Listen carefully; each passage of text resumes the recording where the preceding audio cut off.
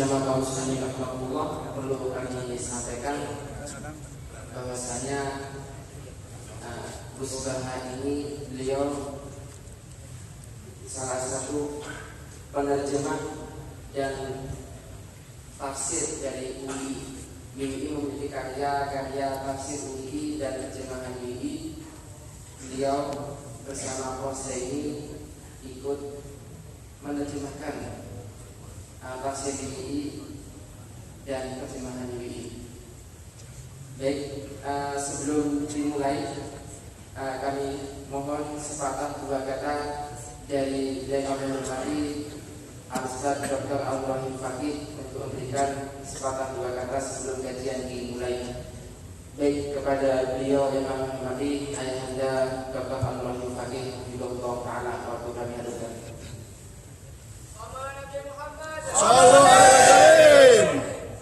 Assalamualaikum warahmatullahi wabarakatuh. Waalaikumsalam. Alhamdulillah pada siang hari ini Allah menghadirkan saudara kita yaitu Kiai Bahaudin,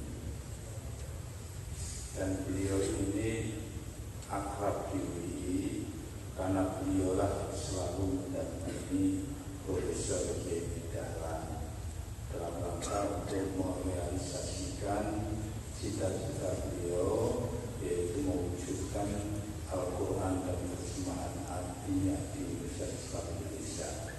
Sekarang ini sudah diangkat untuk dimasukkan di digitalisasi. Teman-teman sekalian, kalau mau melihat Al-Quran dan terjemahan artinya sudah ada di digitalisasi Universitas Islam Indonesia. Beliaulah sebenarnya bagian yang tidak terpisahkan dengan cita-cita Profesor Kiai Dahlan. Beliau menekuni dengan beliau Profesor Kiai Dahlan sejak tahun 2002 sampai 2004 untuk meneruskan cita-cita beliau. Dan cita-cita beliau masih banyak lagi yang insya Allah nanti akan diwujudkan melalui beliau ini. Oleh karena itu jamaah sekalian, silakan nanti mengikuti kajian-kajian ini, insya Allah banyak manfaatnya bagi kita, bagi Universitas Islam Indonesia. Dari waktu dan tempat saya serahkan sebelumnya kepada Kiai Bahaudin. Assalamualaikum warahmatullahi wabarakatuh. Waalaikumsalam.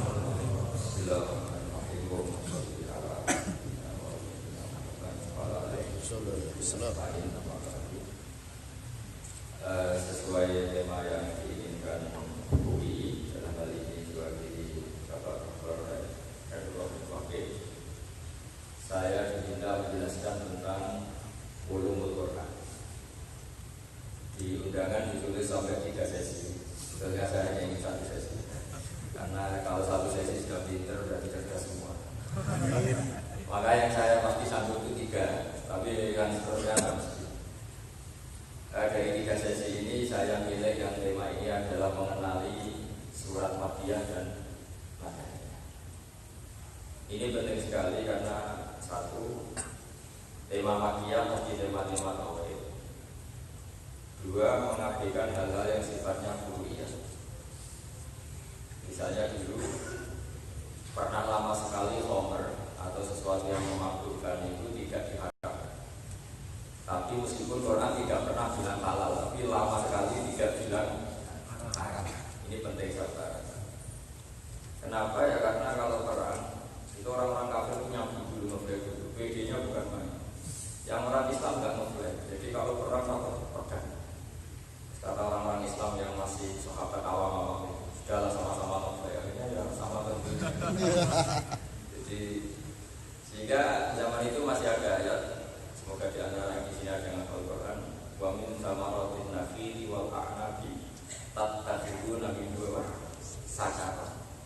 Di antara nikmat Allah adalah dari buah anggur dan kurma kamu tattakhiduna sakara. Kalian atau kamu masih bisa bikin sesuatu yang memabukkan. Sakara sesuatu yang memabukkan. Karena dulu lama sekali orang itu Parahnya ya di perang itu, yang orang kafirnya dulu sehingga pede, yang orang Islam banyak. Lama sekali itu boleh. Dan termasuk ayat yang unik, dihalalkan, diharamkan sampai dalam disiplin ilmu ada 3 hal yang sampai 3 kali terjadi nasahabah masuk. Di antaranya adalah masalah apa? Khamr. Setelah ada satu peristiwa, yaitu sahabat jadi imam. Karena dia setengah mabuk, bacanya kuliah ilal kafirun, abudu mata abudun, wa abuduna mabuk, pokoknya kafirun, nanya jadi gitu. Saya menyembah apa yang kalian sembah dan kalian menyembah apa, oh ada kacau. Karena kacau ini dilaporkan kenapa? Karena imamnya nge-flag. Akhirnya diturunkan ayat la taqrabus sholata wa antum sukara, jangan mabuk ketika dekat waktu sholat. Jika kira-kira kalau mabuk ya jam 6:30 karena masih jauh dulu ya kira-kira seperti itu. Baru terakhir ada satu peristiwa yang karena mabuk sahabat itu saling hampir bunuh, kemudian diharamkan al-battah secara pasti, yaitu disebut fahal antum muntahun, harus benar-benar berhenti dari mabuk. Ini menunjukkan dan pelajaran bagi kita bahwa Rasulullah yang pilihan Allah saja dalam melaksanakan syariat itu tadrijan, sedikit demi sedikit.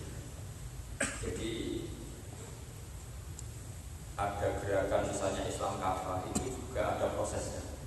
Dulu pernah ada gerakan latar kabun atau babon atau babah dalam hidup beserta ini, termasuk ngaramkan khamr saja ada tahap.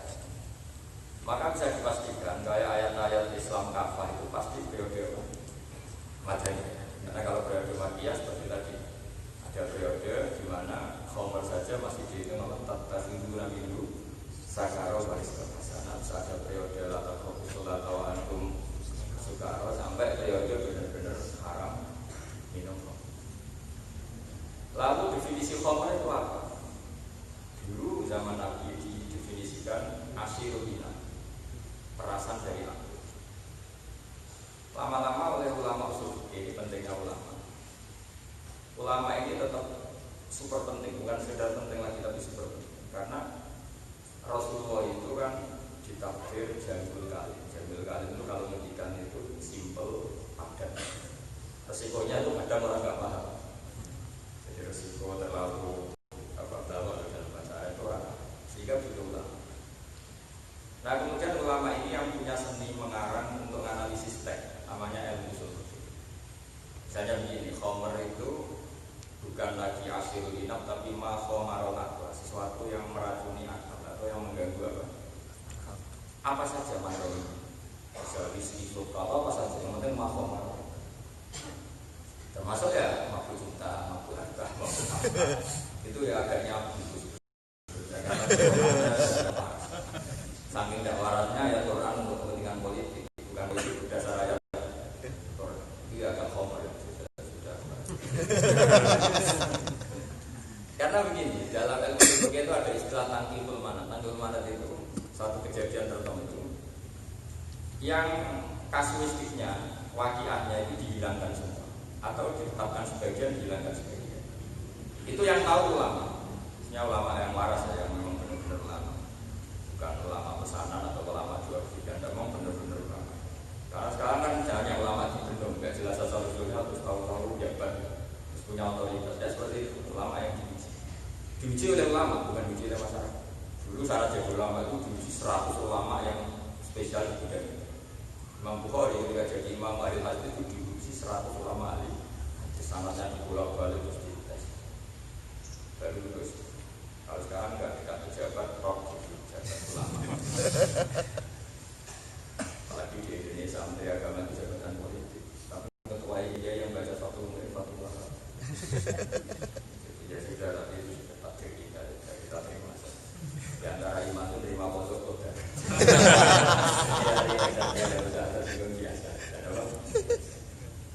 Ada satu kejadian ini, nanti anak-anak mahasiswa mungkin bisa mengkaji juga. Tapi ini juga kami tahu, jangan tahu. Jadi sudah, karena belum mati sendiri saya. Jadi jadwalnya sampai September itu. Ya habis tunggu dulu saya terus. Ja'a Arabiyun ila Rasulillah sallallahu alaihi wasallam. Faqala ahlaktu ya Rasulullah. Qala wa ma ahlakaka. Qala wa qaqtu imra'at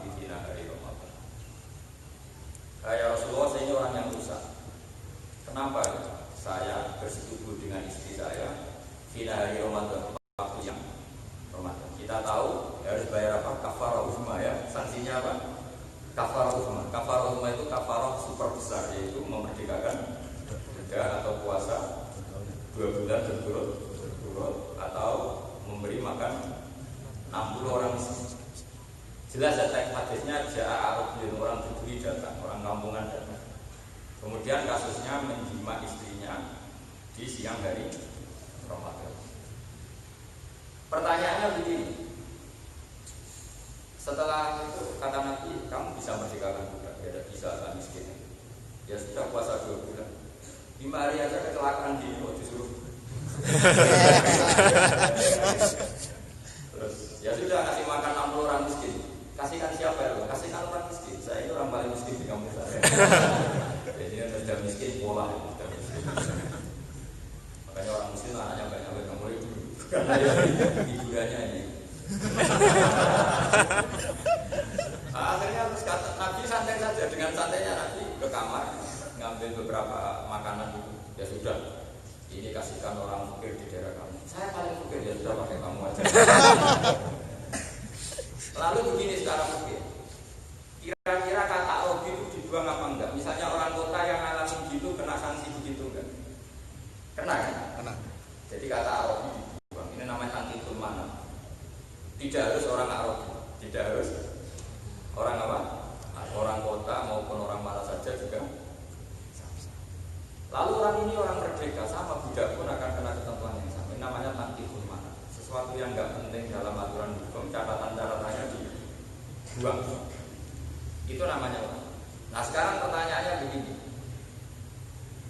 bersetubuh atau hubungan suami istri dengan istri hukumnya halal apa haram? Tidak jawab. Halal. Berhubung statusnya halal, bagaimana dengan orang yang makan siang di hari Ramadan tanpa udzur syarat? Jadi yang misalnya ada orang ya, kayak Pak Sabili ini, nggak sakit nggak apa, iseng ingin makan mie, terus makan mie jam 9. Kira-kira kena sanksi yang sama kayak jima apa enggak? Sama. Karena jima di hari Ramadan statusnya boleh. Tapi karena hak kan dihormati Ramadan, melecehkan kehormatan Ramadan tanpa udzur syarat, maka hukumannya berat. Padahal makan statusnya seperti itu. Maka menurut Mazhab Malik, makan pun kena sanksi seperti itu. Tapi kalau menurut Imam Syafi'i enggak. Al-kafaratul uzma, kafarah yang se-esen itu khusus untuk tadi yang jima pada hari Ramadan, bukan yang lain. Karena di mana-mana jima itu terlalu seru, maka sanksinya itu berat. Meskipun halal sama istri kan halal. Buktinya adalah tahalul awal. Kira-kira seorang ihram tahalul awal kan boleh semua yang haram ketika ihram, kecuali apa? Jima. Jadi selalu jima tidak itu agak masalah. Nah ini namanya ijtihadnya ulama. Lalu setelah tahu itu, kenapa kita butuh seperti begini? Saya berkali-kali cerita ini guyonan tapi pasti benar, bukan mungkin benar tapi pasti. Ada orang lapor ke kiainya, perempuan, Pak Yai, santri jenengan yang dulu jenengan akadkan sama saya sering nabur. Di mana-mana nabur itu kan pakai kanan. Ya bahasa Jawa nabur itu pakai apa? Tangan. Santrinya dipanggil, kamu jangan sering nabur istri kamu. 2 bulan lagi lapor, sekarang nggak nabur ya, jadi nyakui. Kenapa kamu sekarang nyakui? Kan Pak Yai hanya ngaramkan nabur, ini kan nyakui, pakai kaki. Kira-kira ini bisa goblok apa tekstualis? Goblok tekstualis. Nah, sekarang nyakui pakai kaki juga menyakiti, meludahi, menyakiti, menerlantarkan. Di sini maka ulama semuanya sepakat ada aturan bernama qiyas. Qiyas itu menganalogi hukum dengan hukum yang mansus, yang eksplisit disebut Rasulullah SAW. Tanpa ilmu ini Islam akan kurang stok untuk menjawab sekian perkembangan zaman. Itu namanya tangkihul mana.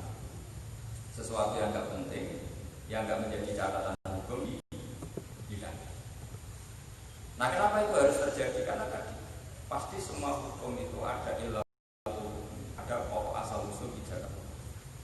Jika ilah hukum itu terpenuhi, maka waktu dan tempat itu sudah tidak penting. Sehingga misalnya katakan Ka'bah itu apa menurut Anda? Ka'bah itu Ka'bah yang terkenal. Bangunan batu apa tempatnya? Kalau kita bilang sebenarnya ya Ka'bah itu betul-betul bus itu Ka'bah. Lalu ketika Nabi Ibrahim sebelum bangun Ka'bah, dia telah kemana? Padahal kita dengar sebelum Nabi Ibrahim semua Nabi tawaf di Ka'bah. Itu maknanya tempat yang dipakai Ka'bah apa Ka'bah bangunan? Tempat yang dipakai Ka'bah. Hatta lamin hadamatil Ka'bah. Sehingga andaikan Ka'bah hilang sama sekali tetap tawaf wajib, yaitu di tempat ini. Maka definisi hukum penting sekali karena sekali salah maka kita akan salah seterusnya. Ya salah lagi sekali salah terus. Ini termasuk dari itu. Makanya kita harus mengenali mana makiyah, mana nama. Lalu fungsi paling pokok dalam mengenali makiyah madiyah itu masalah nasa masuk. Nasa masuk misalnya status hukum. Pernah ada satu peristiwa hukum di mana dulu besar lama-lama dirabanya tidak. Dulu kalau ditaburi orang kafir menang itu ada. Di era Medina kalau ditaburi orang kafir menang itu berundang. Karena sudah dibolehkan melawan sesuai kedoliman yang dilakukan tidak apa kafir. Maka udina lillahi ayyuhal nabi an-nabi. Kalau dulu fakwan dulu waspada kalau ada kejadian apapun disuruh memaafkan, tapi Madinah disuruh apa? Nah, samanso itu masih hal yang beda karena didukung oleh perilaku sahabat dan ulama setelah. Misalnya menghadap kiblat. Dulu Rasulullah itu sholat kita tahu bagaimana Baitul Maqdis 16 bulan, gila 17 bulan. Sisanya hanya 16 atau 17. Setelah itu dinasah, disuruh atau diminta menghadap rumah Ka'bah. Nah, mengidentifikasi nasab itu dalam konteks itu gampang sekali karena didukung perilaku. Memang setelah sahabat itu yang kita saksikan semuanya menghadap apa? Ka'bah. Sehingga nasa maksud seperti ini itu gampang pelacakannya apa? Gampang. Jadi masalahnya selalu ada nasa mansur yang susah dilacak karena nggak menjadi perilaku. Misalnya hukum-hukum yang dilibat. Misalnya begini, kalau sampai ditanya hukumnya berbaik sama orang fasik itu gimana? Kalau orang positif banget nanti ketularan fasik. Tapi kalau yang agak terbuka itu tantangan. Apa? Tantangan. Sehingga yang seperti ini itu lama itu pasti itu. Saya punya kitab namanya Hilyatul Auliya itu 14 jilid. Baca judulnya aja sudah capek karena 14 jilid. Satu jilidnya kira-kira 600 halaman. Ya kalikan sendiri itu berapa. Di situ ada materi dulu lah dari baca apa saja. Itu dianya diceritakan di situ. Cerita-cerita dari makanya perbedaan pendapat di kalangan ulama itu biasa. Suatu saat ini mulai cerita Allah bukan sekedar ulama Allah. Nabi Ibrahim didatangi malakul maut. Malakul maut itu malaikat yang uji nyawa itu. Uji nyawa. Panitia kematian. Itu datang Ibrahim. Saya malakul maut di Israel mau nyambut kamu. Bahkan bisa dibagi sama Ibrahim. Kamu betul Israel ya. Kamu tahu saya siapa? Ya tahu. Kamu itu Rahman kekasih Allah. Kata Nabi Ibrahim, halo aitali itu masa kekasih yang dikasih. Ini loh yang bagi kamu masa. Karena malaikat nggak pernah ngaji, nggak pernah berdoa. Malaikat kan lugu, ya itu terbang lagi. Ya Allah katanya salah. Apa kata Ibrahim? Halo aitali itu kholilah masa kekasih yang dikasih.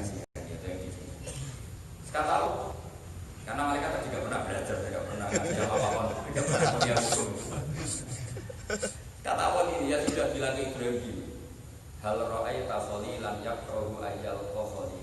Masa kekasih tidak siap bertemu yang dikasih. Oh katanya Allah gini, masa kamu kekasih Allah tidak siap bertemu? Oh ya oke nggak masalah. Jadi logikanya mulai dulu logika. Begitu juga ada beberapa nabi yang seangkatan. Itu kalau debat itu nggak kubu-kubunan, demo itu enggak. Kalau saya biasa aja. Nabi yang satu periode yang ilmunya sama itu hanya Yahya dan Isa.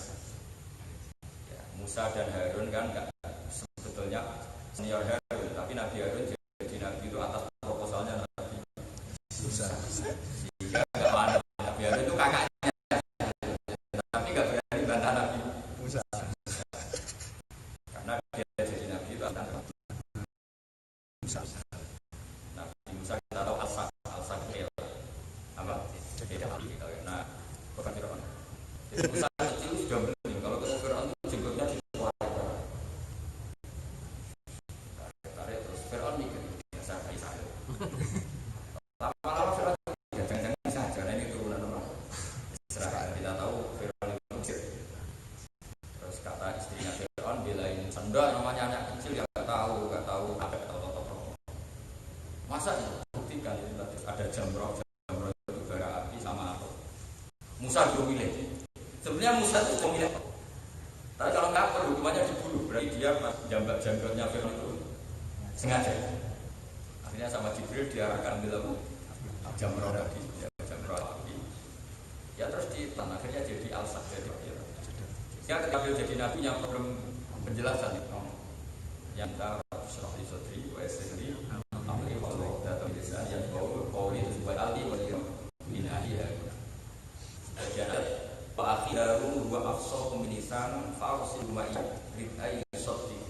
Saya ini kidal ya Allah dan Harun lebih fasih, maka jadikan dia Rasul sebagai jubir. Yang modern ya. Ketika Nabi Musa ngomong, yang ini kan siapa? Harun. Ada lagi sebenarnya tapi tidak level, yaitu Ibrahim dan Lut. Karena Lut ini junior, anak pernah keponakan sama Nabi siapa? Nah yang benar-benar satu periode dan ilmunya level itu hanya Yahya dan Isa. Karena kita tahu Nabi Yahya punya status ya Yahya punya kitabah huwa wa atairu hukma sobiyah, masih kecil sudah pintar. Isa juga sama, wa yukallimun nasa bil mahdi bahkan. Ini sambil ngetes anak-anak katanya ada yang masuk karena jalur kafir. Itu kalau tak tes nggak lulus tak keluarin lagi. Dan rektor, karena kadang yang salah yang ngetes nggak apa-apa. Parah. Nggak usah dites pakai hadis satu musliman satu. Baik UKM-nya orang nggak baik. Jadi sudah tenang saja akan sadis. Nggak baik.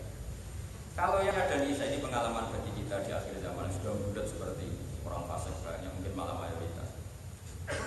Nabi Isa ketika singgah di satu perkampungan itu ditanyanya gini. Ini satu warga Isa dan Yahya kira-kira misanan kalau dalam bahasa Jawa. Karena Isa itu dirawat bapaknya Yahya itu bin Zakaria. Isa itu bin Maryam, masih keponakan sama Zakaria. Setiap ini di kitab Hidayatul Awliya. Setiap di kampung ditanya, ayat sirona, orang-orang yang buruk rumahnya mana? Nabi Yahya ditanya, ayat dia, orang-orang rumahnya mana? Sama-sama nih, lama-lama terus tanya Nabi Yahya, kenapa kamu tanya rumahnya orang-orang yang buruk, orang fasik? Nabi Isa juga balik jawab, kenapa kamu tanya orang-orang baik? Enak, ingin di rumahnya orang baik itu enak, tidak banyak keinginan, maunya enak. Anak Tobikun, anak Nabi Yuda Bilmah. Saya ini Nabi itu ibarat mengobati yang sakit. Kalau kamu peneliti ilmu medis, cari yang banyak endemik penyakit apa cari desa yang sehat. Kalau kamu peneliti apa cari desa yang tidak sehat. Tinggal latihan ilmu apa? Pak Mari atau Pak Mati, tapi kan tetap nyari yang sehat.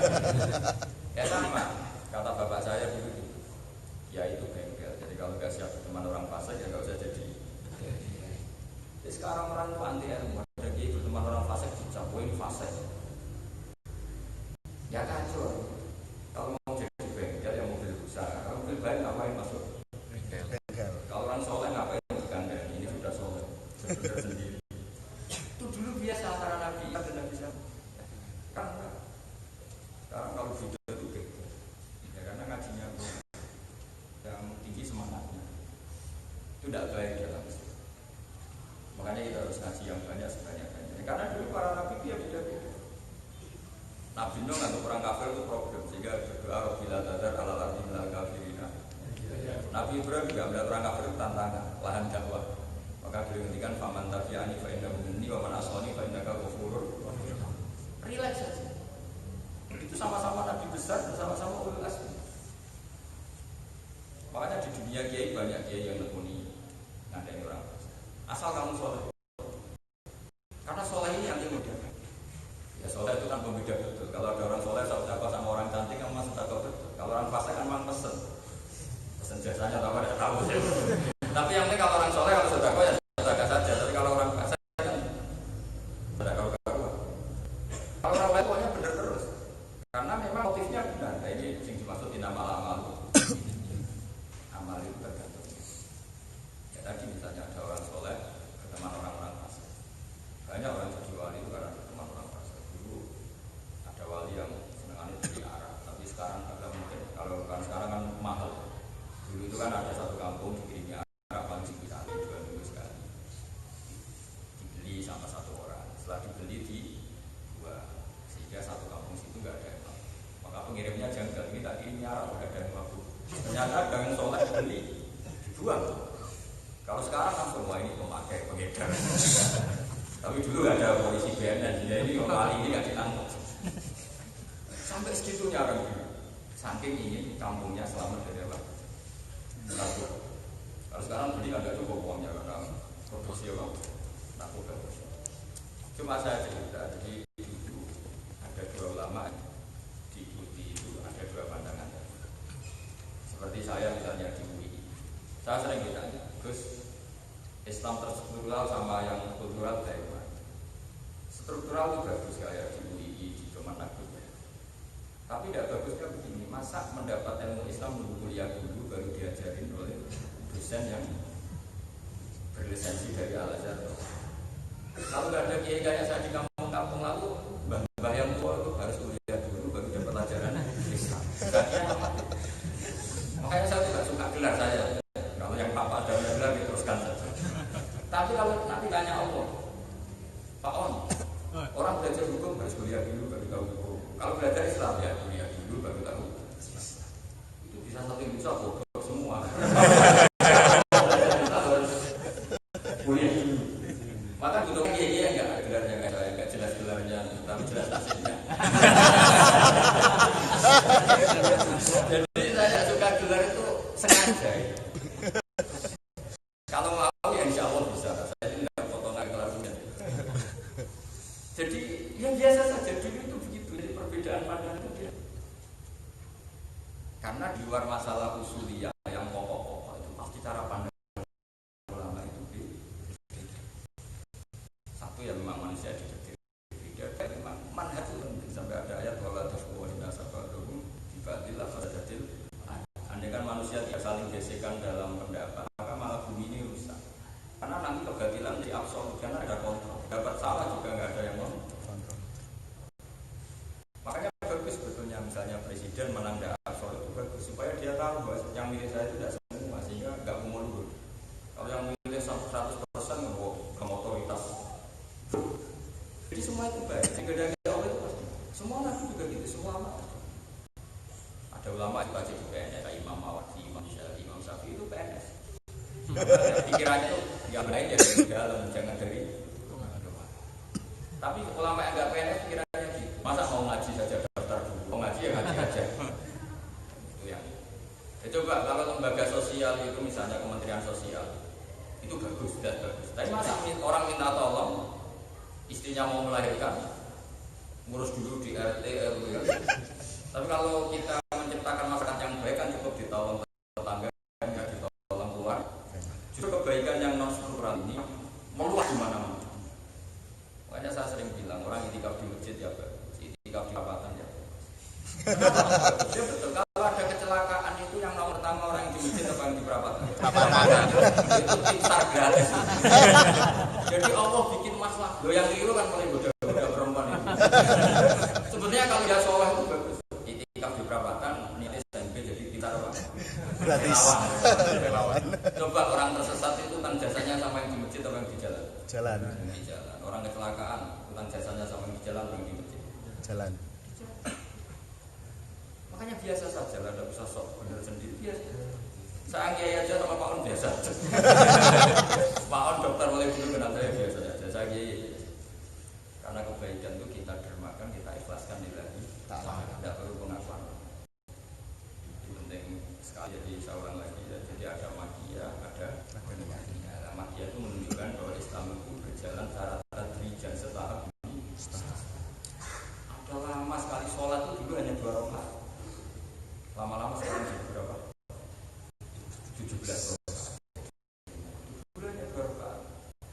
panjangnya bermain, harus menghabiskan waktu 2/3 malam. Pernah Nabi sholat hanya separuh malamnya disalahkan. Harus apa? Wabillaila illa qalila. Semalam harus full kecuali sedikit. Jadi sedikitnya untuk tidurnya sedikit. Nisfahu awil usmindu qalila. Minimal qiyamul lail separuh malam. Apa masih nggak terima? Auzid alaihi atau lebih dari itu, jadi 2 rakaat. Semalam apa? Suntuk. Sekarang enggak, 20 rakaat cukup 8 menit.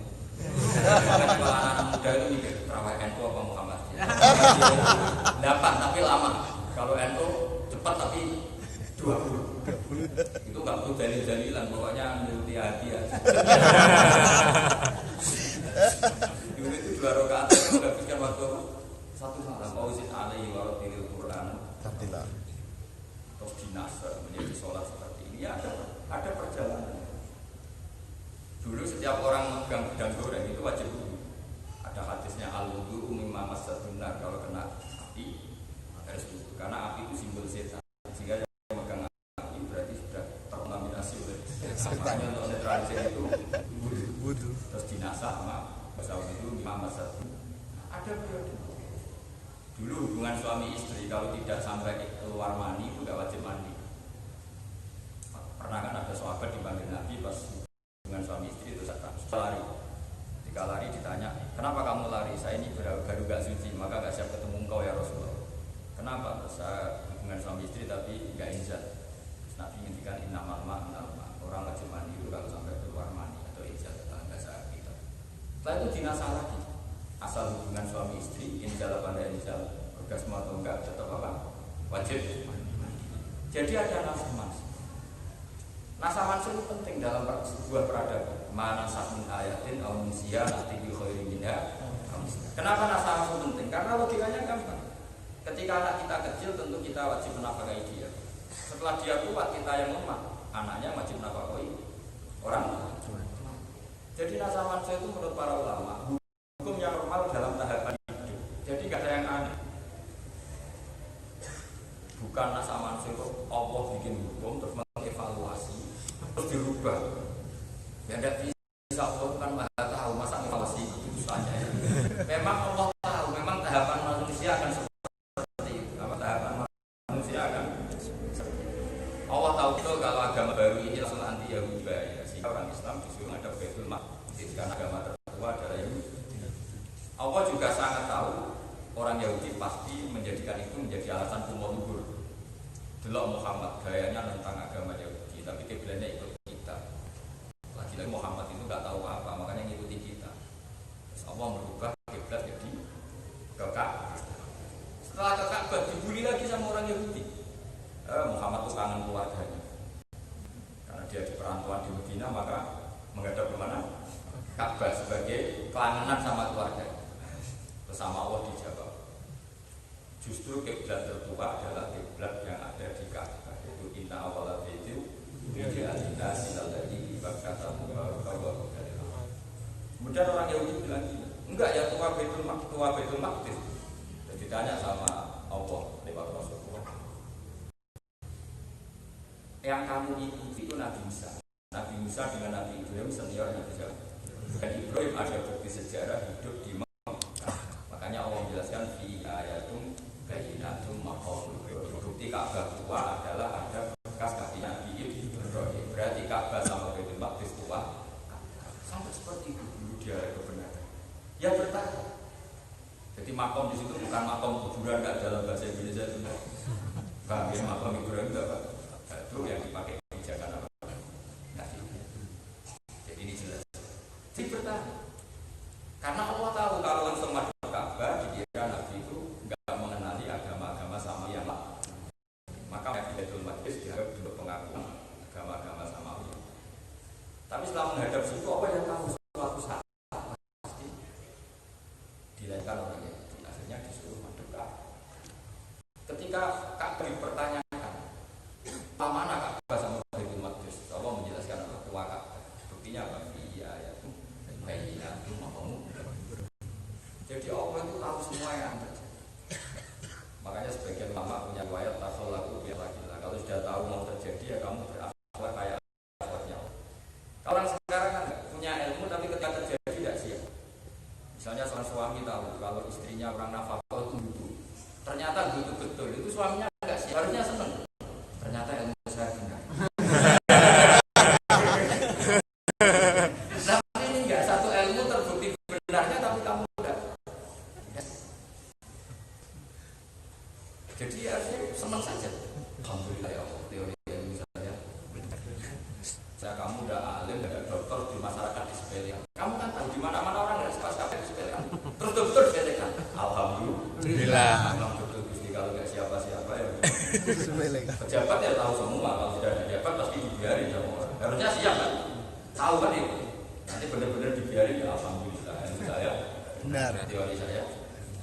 Tapi manusia itu lucu. Teori ilmunya benar nggak? Nggak siap. Itu bahaya. Makanya banyak orang bisa kan ilmunya benar, tapi dia nggak siap. Itu beda dengan tradisi Islam. Orang harus meyakini sesuatu. Misalnya Imam Syafi'i. Imam Syafi'i itu orang luar biasa. Kita semua rata-rata madzhab Syafi'i. Kata Imam Syafi'i, manusia itu pasti ada yang suka, ada yang nggak suka. Maka biasa saja. Kalau ada yang nggak suka, alhamdulillah. Malah atau utang gue atau nilai mobil gue. Nanti seneng malah repot. Nilai barang. Masyhur itu makalah Imam Syafi'i. Man ahsana ilaika faqad qayyadaka. Orang yang berbuat baik sama kamu pasti mengikat kamu. Kayak ini gara-gara saya baik sama Pak On, kemudian saya harus mau. Coba ya bu saya, tidak ganggu saya seperti ini bang. Jadi Imam Syafi'i itu coba, kamu pernah nggak diutangi tonggo yang benci kamu? Nggak pernah. Pernah dipinjemin mobil tonggo yang benci kamu? Nggak pernah. Sehingga bikin rahmat itu kedua sisi. Punya teman ya enak, buat teman. Punya musuh ya enak, gak ganggu. Pernah Imam Syafi'i itu jangan sama orang tua. Setelah orang itu pulang dibisikin sama kondisinya. Orang itu keluar jelek-jelekin kamu ke Imam Syafi'i. Di depan kamu saja kelihatan baik. Kata Imam Syafi'i alhamdulillah. Kamu di luar dijelekin kok alhamdulillah. Berarti sawi bawa di depan saya ada berani. Jadi orang nggak kayak orang sekarang. Itu kan. Ya makanya ini masih. Jadi sesinya nanti 3 pokoknya ini Mahdi Ahmadiyah, nanti kedua insya Allah Nasa Mansur, terus ketiga Alif Rodu Ilmubillah Dilah Khususis. Saya kira demikian. Assalamualaikum warahmatullahi wabarakatuh. Waalaikumsalam. Ya, alhamdulillah kita mendapatkan ilmu insya Allah banyak dan juga, dan insya Allah nanti pada bulan depan